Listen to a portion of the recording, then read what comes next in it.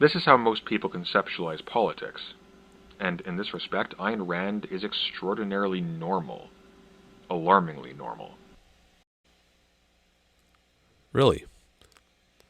I actually don't think Rand conceptualizes politics in a normal way, let alone in an extraordinarily or alarmingly normal way.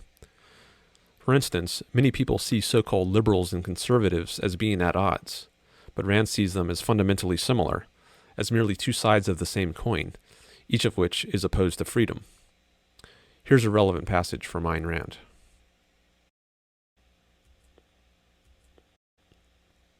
Quote, "Both conservatives and liberals hold the same premise, the mind-body dichotomy, but choose opposite sides of this lethal fallacy. The conservatives want freedom to act in the material realm.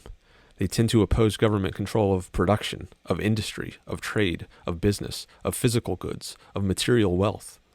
But they advocate government control of man's spirit, i.e., man's consciousness. They advocate the state's right to impose censorship, to determine moral values, to create and enforce a governmental establishment of morality, to rule the intellect.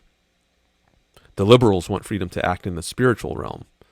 They oppose censorship. They oppose government control of ideas, of the arts, of the press, of education. Note their concern with, quote, academic freedom, unquote. But they advocate government control of material production, of business, of employment, of wages, of profits, of all physical property. They advocate it all the way down to total expropriation. The conservatives see man as a body freely roaming the earth, building sand piles or factories, with an electronic computer inside his skull controlled from Washington. The liberals see man as a soul freewheeling to the farthest reaches of the universe, but wearing chains from nose to toes when he crosses the street to buy a loaf of bread. Neither camp holds freedom as a value. The conservatives want to rule man's consciousness, the liberals his body." Unquote.